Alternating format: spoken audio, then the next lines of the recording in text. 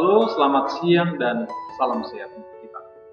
Anak-anak Bapak yang sangat Bapak kasihi, sebelum kita mulai pembelajaran, saya mau sampaikan kepada kalian terlebih dahulu, jika kamu menonton video ini, artinya kamu sedang belajar di rumah. Tetapi, seperti yang sudah kamu lihat di layar, sesuatunya akan indah pada waktunya. Dan ketika waktunya telah tepat, anak-anak Bapak, kita akan tahu sebenarnya, kalaupun kondisi sekarang ini sulit, akan ada itu hal baik nanti di belakang. Tuhan itu baik, Tuhan itu menjadikan sesuatunya indah pada waktunya. Dan ketika waktunya tiba, kita akan menunggu. Maka sekali lagi, apalagi ini berbicara tentang masa depanmu, jangan ada alasan apapun yang kena, semangat untuk belajar, karena masa depanmu itu sangat. Nah, pembelajaran kita kali ini adalah lanjutan dari pembelajaran minggu yang lalu. Minggu yang lalu kita sudah belajar tentang apa itu pengertian observasi, kemudian apa tujuannya, dan yang lain-lain. Nah, seperti yang sudah saya ajarkan beberapa waktu yang lalu atau minggu yang lalu, observasi itu kan kegiatan mengamati mengamati suatu objek. Tujuan utamanya tentunya adalah menemukan informasi.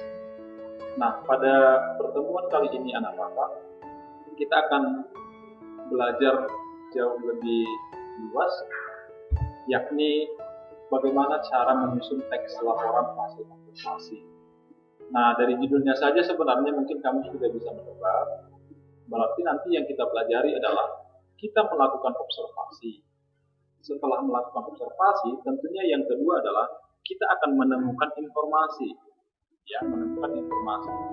Dan yang ketiga, itulah yang akan kita lakukan hari ini, yakni belajar menyusun informasi tersebut ke dalam bentuk laporan hasil observasi.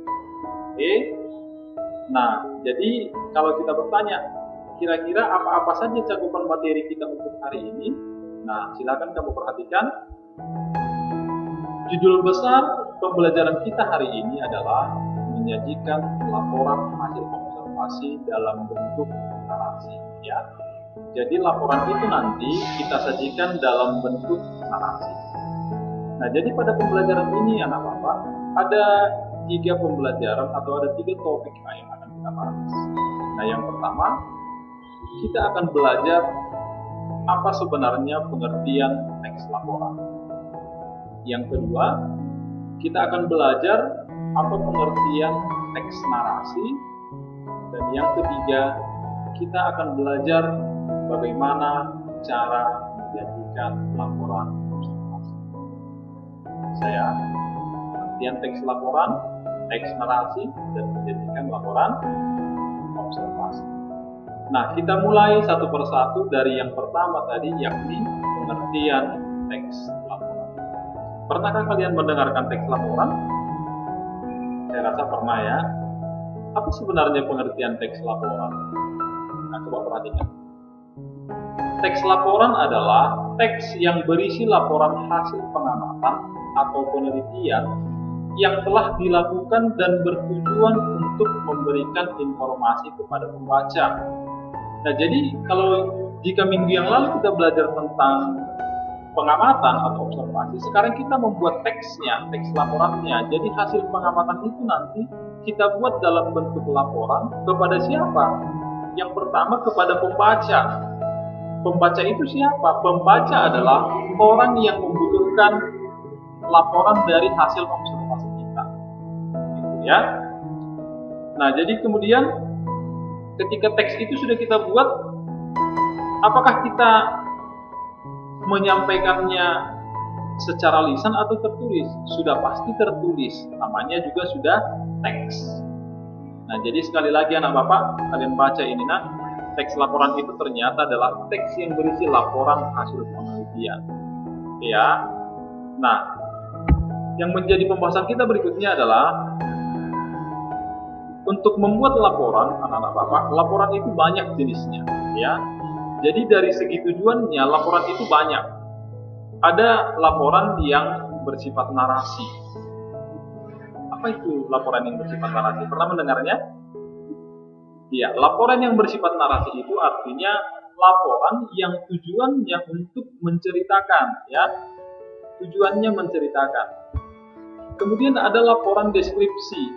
Apa itu laporan deskripsi? Pernah mendengarnya? Saya rasa pernah, ya. Laporan yang bertujuan untuk menggambarkan. Kemudian ada laporan yang bersifat argumentasi, yakni membuktikan. Kemudian ada eksposisi, menjelaskan, ya. Kemudian yang terakhir ada laporan persuasif yang bersifat mengajak. Mohon maaf anak Bapak, ya, karena tertutupi video Bapak. Persuasif itu tujuannya mengajak, ya, mengajak. Jadi narasi menceritakan, deskripsi menggambarkan, argumentasi membuktikan, eksposisi menjelaskan, dan persuasif mengajak. Oke, ya. Nah, tetapi jika kamu ingat tadi di pengertian di awal, kita ulang sedikit, ya. Ada di pengertian tadi disebutkan di situ. Nah, teks laporan adalah teks yang berisi laporan hasil pengamatan atau penelitian yang bertujuan untuk memberikan informasi.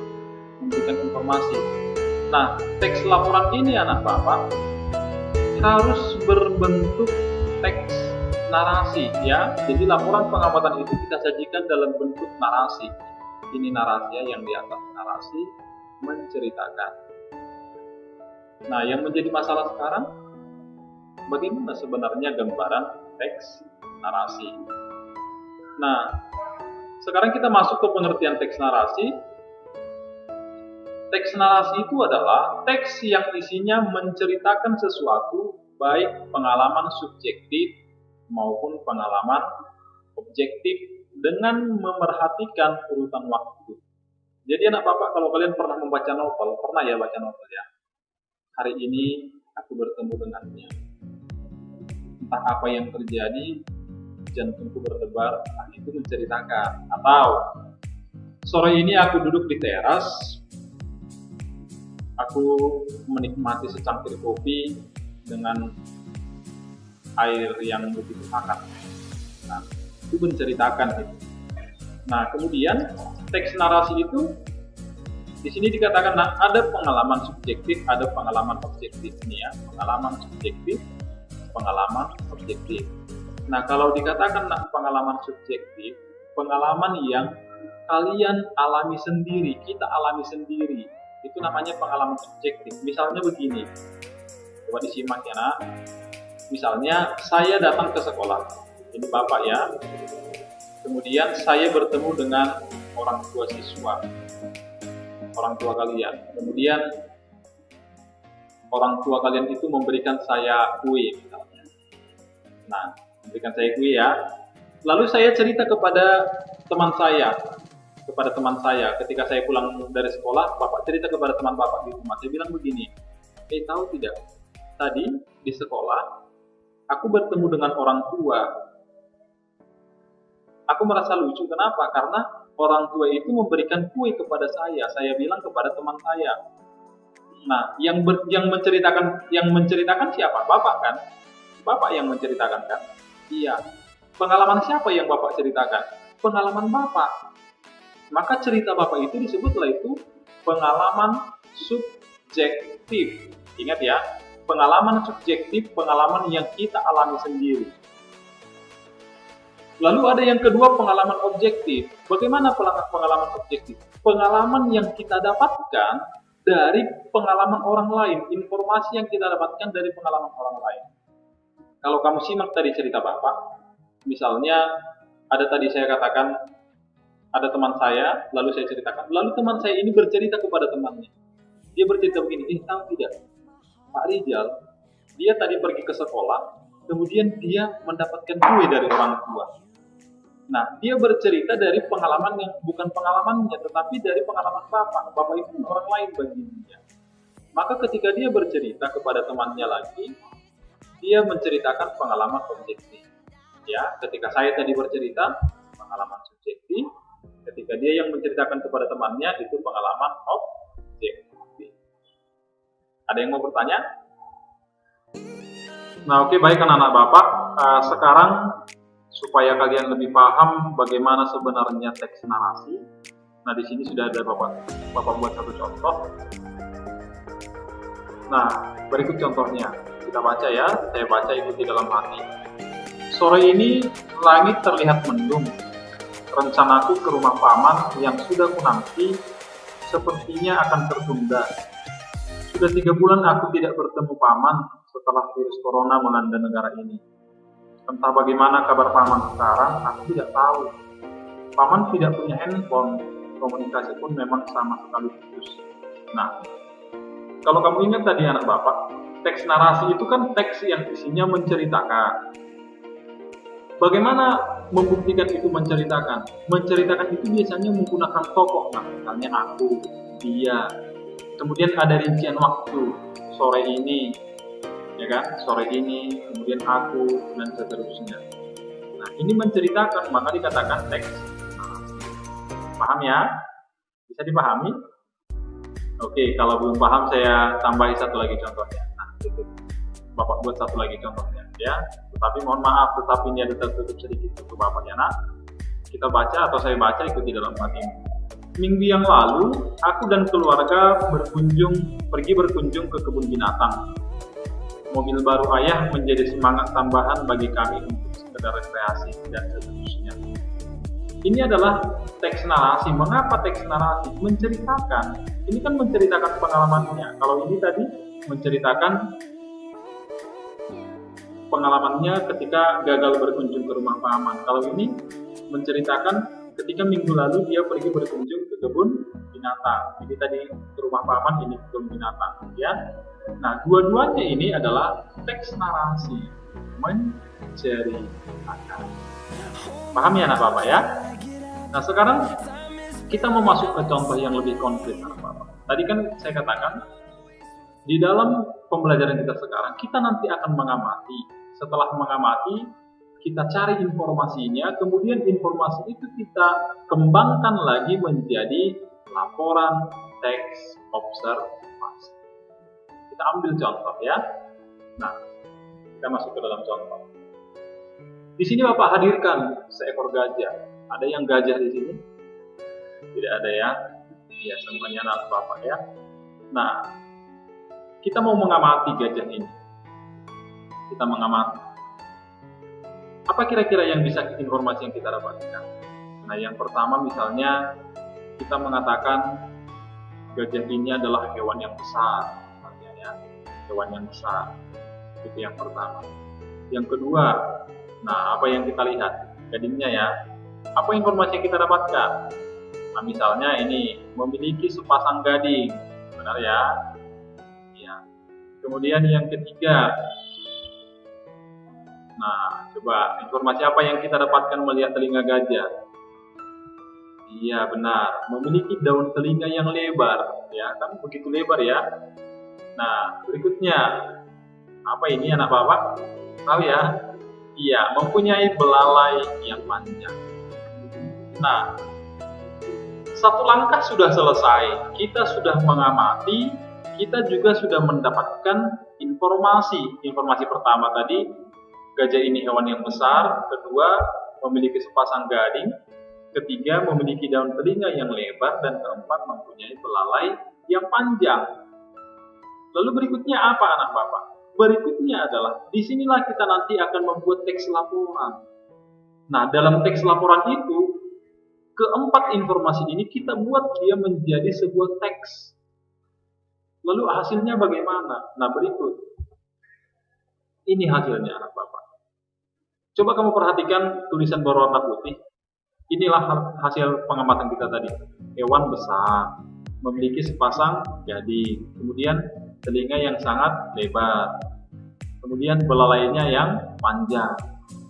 Nah, tetapi jika kamu perhatikan ini sudah menjadi sebuah teks. Sudah sebuah teks narasi. Coba perhatikan, saya baca ya. Sore ini tepat pukul 16 WIB, saya sedang berkunjung ke kebun binatang. Ketika berada di sana, saya pun mengamati seekor gajah. Dari hasil pengamatan, saya menemukan beberapa informasi. Gajah merupakan hewan terbesar di kebun binatang ini. Sepasang gading yang dimiliki gajah dan telinga yang sangat lebar menjadi salah satu ciri khasnya. Selain itu, belalainya yang panjang menjadikan daya tarik tersendiri kepada para pengunjung. Beberapa pengunjung sangat antusias melihat tingkah laku gajah yang saya amati. Sesekali gajah itu mengeluarkan semburan air dari belalainya. Bukan hanya itu saja, dengan ukurannya yang besar, gajah tersebut bisa ditunggangi oleh beberapa orang. Nah, tadi kan kita di sini hanya menemukan informasi ya, hanya informasi yang kita temukan. Gajah itu hewan besar, sepasang gajah, memiliki telinga, kemudian mempunyai belalai yang panjang. Nah, tetapi di sini kita sudah mengubahnya menjadi sebuah laporan, sebuah teks. Nah, maka kamu ingat, kalau kita membuat teks laporan harus jelas kapan waktunya, di mana kejadiannya. Coba kapan? Ini sore ini pukul 16. Di mana? Kebun binatang. Nah, itu laporannya. Bisa ya? Nah, jadi kita cari dulu informasinya itu kita kembangkan. Mungkin kamu bertanya, Pak, bisa kita karang-karang? Sebenarnya jangan dikarang-karang. Ini kan hanya contoh. Nah, jadi kalau kamu nanti saya suruh membuat laporan, kalau hanya contoh saja, boleh kamu karang-karang. Tetapi kalau misalnya kamu membuat contoh laporan observasi yang nyata, misalnya kamu saya suruh mengamati ke lampu merah atau ke lapangan. Nah, kalau objeknya nyata, maka laporannya juga harus nyata. Tetapi nanti kalau saya suruh kalian hanya mengobservasi sebuah gambar, bisa saja sebenarnya kamu buat informasi tambahan menurut ya. Nah, jadi teks yang seperti inilah yang disebut dengan contoh teks laporan observasi. Paham ya anak Bapak ya? Paham ya? Jangan anak paham ya. Nah, sekarang supaya kamu semakin paham, di sini ada saya buat latihan. Apa latihannya? Seperti yang sudah kamu lihat. Di sini ada pemandangan yang begitu menarik, indah. Mudah-mudahan suatu ketika Bapak pertama kalian nanti bisa ke sana ya, atau nanti minimal lah setelah kalian sukses. Maka dari itu, rajin belajar, dengarkan apa yang diajarkan Bapak Ibu, supaya suatu ketika nanti kamu bisa datang ke tempat ini. Lebih istimewa lagi nanti kalau kamu mengajak Bapak, dan dengan senang hati Bapak akan menerima itu. Oke ya. Nah, jadi latihannya atau tugasnya adalah ini ada gambar pemandangan. Langkah pertama kamu cari informasi seperti yang tadi, cari beberapa informasi. Setelah informasi itu ada, kemudian informasi itu kamu gabungkan menjadi teks laporan observasi seperti ini tadi ya. Kamu cari dulu informasinya, kemudian kamu kembangkan menjadi seperti ini, menjadi teks laporan observasi. Nah, itulah hal yang kamu lakukan nanti dalam mengerjakan tugas. Nah, demikian anak Bapak pembelajaran kita hari ini. Semoga Tuhan yang membukakan pikiranmu sehingga apa yang Bapak ajarkan hari ini bermanfaat dan dapat kamu pahami serta menjadi petunjuk bagimu dalam mengerjakan tugas-tugas berikutnya. Sekian dan terima kasih. Salam sehat.